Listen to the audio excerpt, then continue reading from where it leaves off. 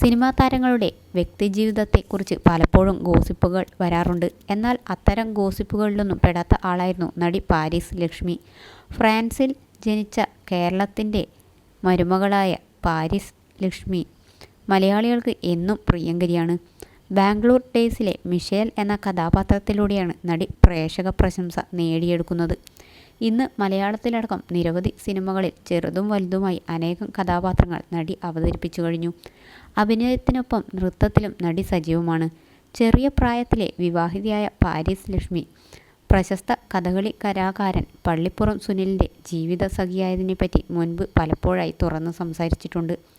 ഭർത്താവുമായി സന്തുഷ്ടയായ ജീവിതത്തിനെ പറ്റിയാണ് പലപ്പോഴും പാരീസ് ലക്ഷ്മി പറയാറുള്ളത്. ഇരുവരും ഒരുമിച്ചുള്ള ചിത്രങ്ങളും വീഡിയോസുമൊക്കെ പങ്കുവയ്ക്കാറുണ്ട്. എന്നാൽ കഴിഞ്ഞ കുറച്ച് നാളുകളായി ഇരുവരും തമ്മിൽ അടുപ്പക്കുറവുണ്ടോ എന്ന ചോദ്യമാണ് സോഷ്യൽ മീഡിയയിൽ ഉയർന്നു വരുന്നത്. നടിയും ഭർത്താവുമായി പിണക്കത്തിലാണോ എന്നും ഇരുവരും വേർപിരിഞ്ഞോ എന്നിങ്ങനെയുള്ള ചോദ്യങ്ങളും വരികയാണ്. സോഷ്യൽ മീഡിയയിൽ ഇരുവരും ഒരുമിച്ചുള്ള പോസ്റ്റുകളും ചിത്രങ്ങളുമൊന്നും വരാത്തതിനെ തുടർന്നാണ് ഇവർക്കിതെന്തു പറ്റി എന്ന ചോദ്യവുമായി ആരാധകർ എത്തിയത്. പലപ്പോഴും താരങ്ങളുടെ ഡിവോഴ്സിനെക്കുറിച്ചുള്ള ഊഹാപോഹങ്ങൾ പൊങ്ങി വരുന്നത് ഇത്തരത്തിലാണ്.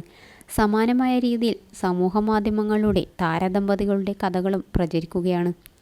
7 വയസ്സുള്ളപ്പോഴായിരുന്നു പാരീസ് ലക്ഷ്മി എന്ന മറിയം സോഫിയ മാതാപിതാക്കൾക്കൊപ്പം ആദ്യമായി ഇന്ത്യയിൽ വരുന്നത്.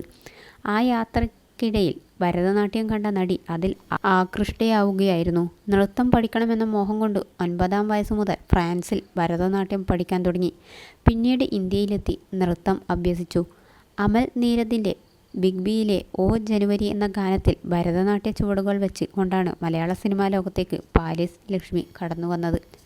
കേരളത്തിലെത്തി കഥകളി കാണുമ്പോഴാണ് ഭർത്താവായ സുനിലിനെ നടി ആദ്യമായി കാണുന്നത്.